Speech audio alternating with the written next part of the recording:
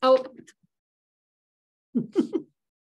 Hello, everyone, and welcome to the 10-Minute Book Talk, where three best-selling authors talk all things bookish with you for 10 short and sweet minutes. I'm Rachel Linden, and I'm joined today by Katherine Reay and Marie Bostwick, my co-hosts.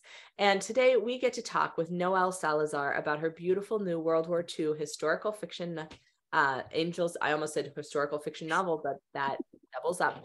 Angels of the Resistance. So welcome, Noelle. Thank you for being with us. And can you give us a little synopsis of your book? hi. Thank you for having me on. I'm super excited to get to be here. What is my book about? It's a good question.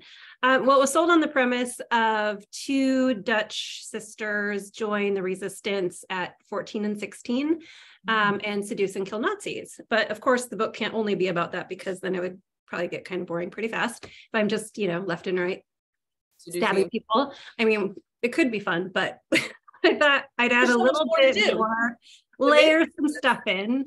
It's about sisterhood and family and found family and resisting evil in small but significant ways. And it's a lot about acceptance and healing. In the beginning of the book, the sisters and their mother have gone through two horrible tragedies before the story begins. And so they are sort of separated in the beginning. The relationship is not good, we shall say.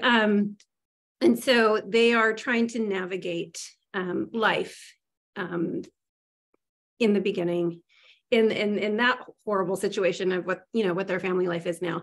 And then the war starts. And so then they get to navigate it in other ways, but it brings them all together in a pretty incredible way. And so yeah, it's about that. All right. A lot of stuff.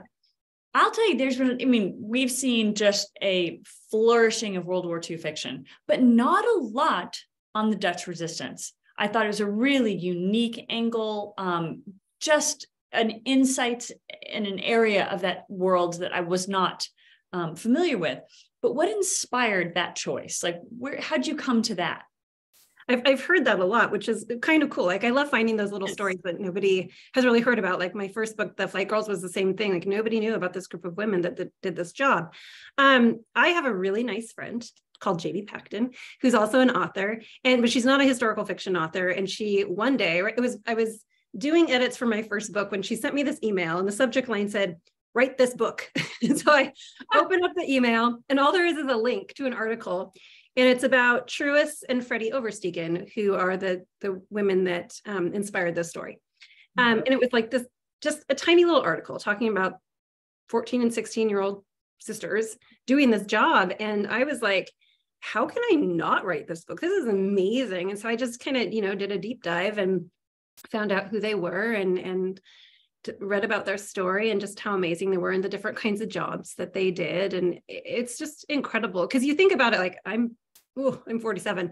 Would I have been able to do that at that age? Of course, you're in a war. Your mindset is going to be a little different, but it is incredible to me what, like you were saying, all these World War II stories that are coming out, and learning what these brave humans, have done for their country, for their countrymen, to save their own lives. It's just amazing. Wow. It sounds just like a fascinating book. And I was going to ask you about how you did your research. And I do want you to tell us, I assume you probably wrote this during the COVIDs, which makes it a little harder. But as you were doing your research too, was there a particular one real story or that caught your attention or surprised you or shocked, or just something in that really took you by surprise? So tell us more about that. Yeah, my research process was, I read a few books, obviously, that's what we do, on the Dutch resistance, on specifically Truus and Freddie Overstegen. And then I read some other just sort of resistance books, just trying to gather resistance work ideas to put in this. I like to I think my favorite thing about writing historical fiction is kind of compiling things, that could have happened within the story. As for surprising things, I feel like everything was surprising because they were so young. And also I didn't know anything about the Dutch experience. You hear that the Germans invaded all these countries and all, it was horrible. But for the Dutch, it was different. They were seen by the Germans as the superior race. So when the Dutch invaded, there really wasn't a change in their lives for quite a while, for a couple of years. So this story starts kind of a slow burn because I wanted you to like get comfortable, like they got comfortable until the rug got pulled out from underneath them. Because then their neighbors are disappearing and they're now seeing what everybody else was experiencing. So I think, that was pretty surprising to me. But just like the nature of the jobs that these young people were doing was just, could I do that? I don't know. So that was really surprising. But yeah, you were right. I started writing this. I was actually in the Netherlands, walking through this town that these young women lived in, to know what it was like. Cause I wanted to know, my first book, I had been to Texas, I had been to Hawaii, and I had been to Paris. So I could write, to that, but I had never been to the Netherlands. And so to go there, I went in January when it's freezing cold. It was so quiet, which I never would have captured. And because I wouldn't have known. And then you imagine like troops and tanks on those cobbled streets, and it's just so stark. And so that was really interesting. And then I came home and we went almost immediately into lockdown. Yeah. And then I had to try and write this with like my kid next to me at the kitchen island. I had to write this book 3 different times. So it was a rough go. It brought up a lot of old trauma in my life. So a lot of my days were spent lying on my floor of my office with music on, like just trying to be okay. Because my editor's notes were like, more here, like, what are they feeling, this trauma? And I'm like, they feel bad. I don't want to tell you. But it really I don't know, it made me really get to authentically, experience and explain like these feelings. Because, these people, this whole, group of people that experience this war, experience trauma, in all these different ways. And they had to have gone through like PTSD after this, in which they didn't have a name for at the time. So just trying to like show that and like really let you feel and experience with these women, what that would have been like. It was rough, but I feel like it's such a better book that I let myself really feel it. So one of the fun things of being an author. Yeah. Throwing your life in there. Into those stories and you feel them so deeply. And what do you think as an author, and then for a reader, what are you hoping that, like, what did you walk away with? And then what are you hoping readers walk away with from this story?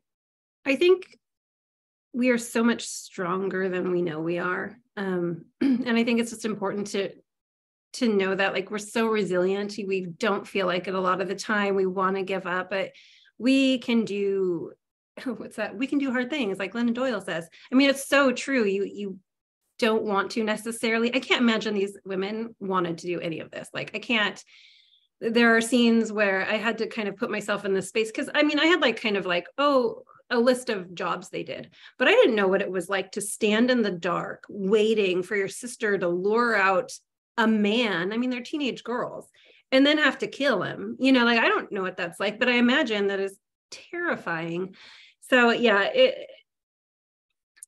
I just hope that, if young women read it, I mean, there are some tough parts in it, but I think like knowing people came before you and they have done so much harder, and they made it, they made it through. I think that's something to take away. It's certainly something I've learned writing these books, reading about these women. It's incredible. And I really, really wish that there was so much more in schools, like, young women getting to learn about, I mean, there's some that you get, but I've had so many people like reach out and say, can my daughter read this? And I'm like, well, maybe you read it first. But I think there's like really good lessons in all of these World War II books that are, female forward, that the women of today, young women of today, should really be experiencing reading. I love that. I love that idea that, yeah, we take courage from people that have come before us who have done really hard things. We can do hard things too. all done hard things, and we will probably do more hard things. So that is wonderful. I love that. It's such a good message. All right. Well, we have one last question that we ask for. We ask all of our authors, and that is, Noelle Salazar, what is bringing you joy today? Well, I woke up sick and really tired. So you three have brought me a lot of joy today. You've made my spirits. I feel like now I can go actually write which is what I need to do today. So I'm going to say the three of you, because I really was like, oh gosh, how am I going to do this? And so you've given me energy. I'm feeding off of it. It's very helpful. I appreciate it. Oh my gosh. Well, we're so glad you're with us. And can you hold up your beautiful book again? Yes. So if you are a fan of World War II, if you're a fan of strong women, and who isn't, if you're not a fan of strong women, stop watching this program immediately. Yeah, we don't want you. Move along, nothing to see here. If you're a fan of strong women, if you have some strong women in your life, if you have women that you want to imbue strength to, buy Angels of the Resistance and enjoy this very powerful and moving story by Noelle Salazar. Noelle, thank you for being with us, and good luck on your future writing. And I hope you feel better soon. Thanks. Yeah. Join us next week for more 10-minute book talk fun. We'll see you next week. Bye, guys. Bye.